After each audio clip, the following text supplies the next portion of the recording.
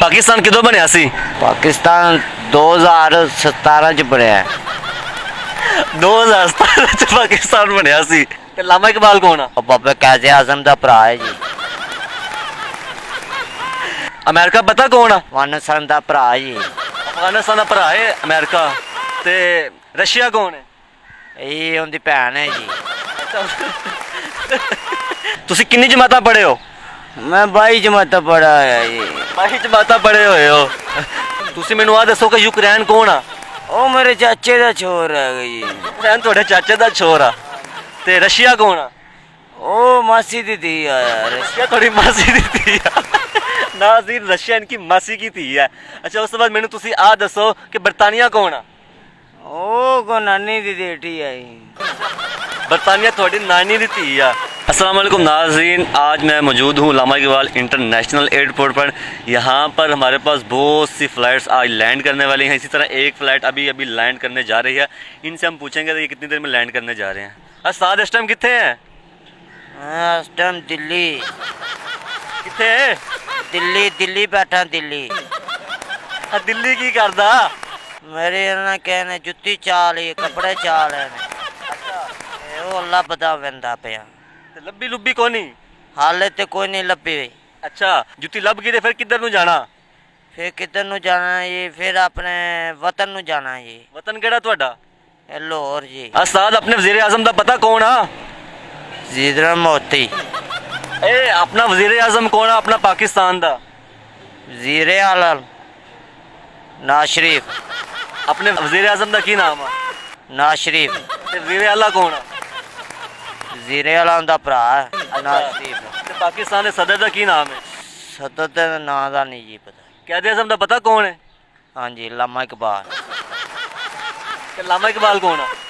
ਲਾਮਾ ਇਕਬਾਲ ਕੌਣ ਹੈ? ਉਹ ਬਾਬਾ ਕਾਜ਼ੀ ਆਜ਼ਮ ਦਾ ਭਰਾ ਹੈ ਜੀ। अच्छा ते मैनू तुसी आ दसो कि परवेज़ मुशर्रफ कौन सी? ਪ੍ਰੇਮ ਮੁਸ਼ਰਫ ਕੌਣ ਸੀ? ਉਹ ਭੁੱਟੋ ਦੇ ਦੌਰ ਤੋਂ ਪਹਿਲੇ ਸੀ। ਭੁੱਟੋ ਦੇ ਦੌਰ ਤੋਂ ਬਾਅਦ ਸੀ। पाकिस्तान कदों बनया सी? ਪਾਕਿਸਤਾਨ 2017 ਚ ਬਣਿਆ। 2017 ਚ पाकिस्तान बनया सी। अच्छा ते इंडिया कदों बनया सी? ਇੰਡੀਆ ਬਾਅਦ ਚ ਬਣਿਆ। किन्ने सालां बाद?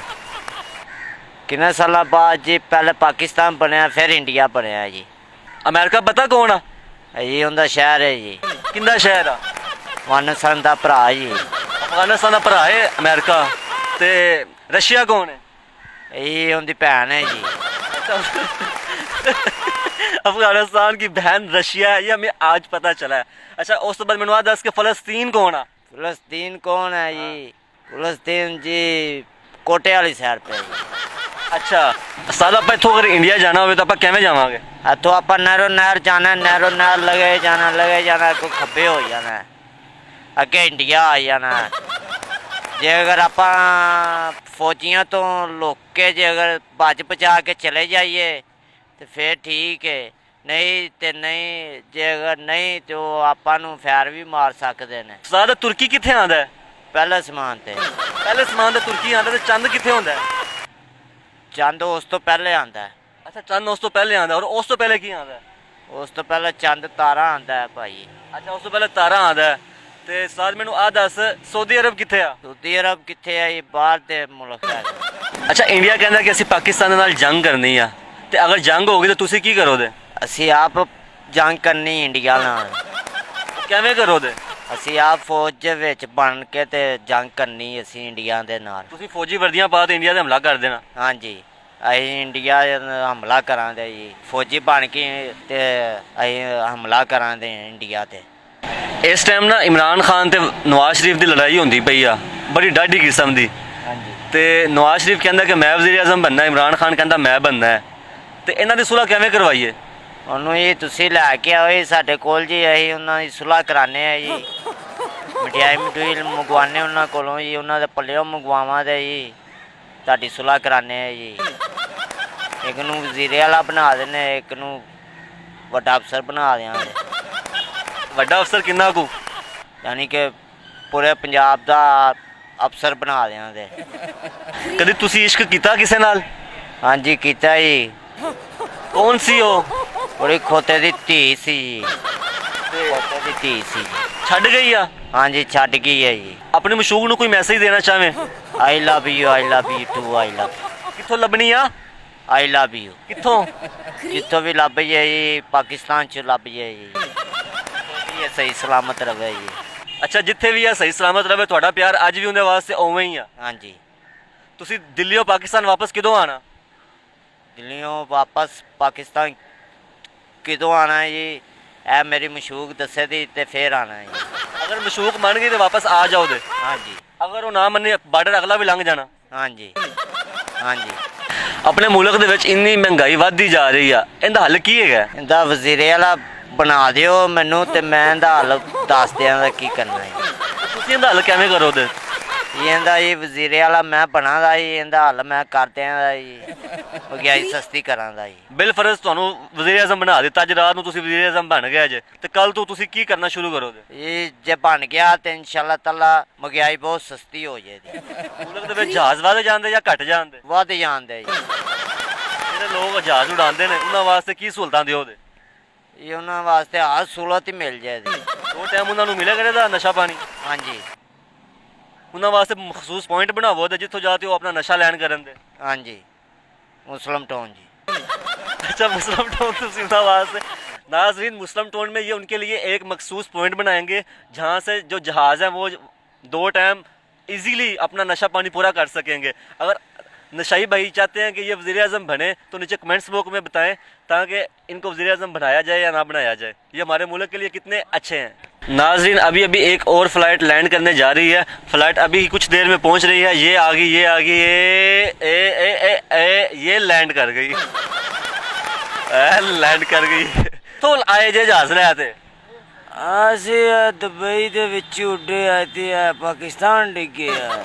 ਤੇ ਦੁਬਈ ਤੋਂ ਪਾਕਿਸਤਾਨ ਡਿੱਗਿਆ, ਉਧਰੋਂ ਉਹਨਾਂ ਨੇ ਮਿਜ਼ਾਈਲ ਚਲਾਇਆ ਸੀ ਜਾਂ ਜਹਾਜ਼ ਹੀ ਉਡਾਇਆ ਸੀ? ਅਸੀਂ ਆ ਵੀ ਆਦਾ ਜਹਾਜ਼ ਉਡਾ ਲੈਨੇ ਆ।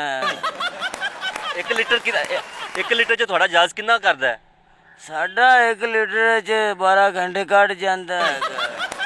ਫਿਰ ਉਸ ਤੋਂ ਬਾਅਦ ਅਗਲਾ ਲੀਟਰ ਪਾਣਾ ਪੈਂਦਾ। ਉਹ ਅੱਲਾ ਬੰਦੋਬਸਤ ਕਰ ਛੱਡਦਾ ਹੈਗਾ ਅਗਲਾ। ਜਿਸੇ 1 ਲੀਟਰ ਪਾ ਲਈਏ ਤੇ 2 ਲੀਟਰ ਦਾ ਬੰਦੋਬਸਤ ਸ਼ੁਰੂ ਹੋ ਜਾਂਦਾ। ਕਿੱਥੋਂ ਬੰਦੋਬਸਤ ਸ਼ੁਰੂ ਹੁੰਦਾ? ਦੁਬਈ ਕਿਵੇਂ ਪਹੁੰਚੇ ਸੀ? ਇਦੋਂ ਠੁੱਡਾ ਮਾਰੀਏ ਦੁਬਈ ਤੇ ਉਧਰ ਠੁੱਡਾ ਮਾਰੀਏ ਤੇ ਇੱਥੇ। ਇੱਕ ਠੁੱਡੇ ਤੇ ਬੰਦਾ ਦੁਬਈ ਪਹੁੰਚ ਜਾਂਦਾ ਤੇ ਕਿੰਨੇ ਠੁੱਡੇ ਪਾਵਨ ਤੇ ਬੰਦਾ ਅਮਰੀਕਾ ਪਹੁੰਚਦਾ? ਉੱਥੇ 2-4 ਵੱਧ ਮਾਰਦੇ ਸੈ। ਕਿਹੜੀ ਗੱਲ ਹੈ? ਤੁਸੀਂ ਮੈਨੂੰ ਆ ਦੱਸੋ ਕਿ ਯੂਕਰੇਨ ਕੌਣ ਆ?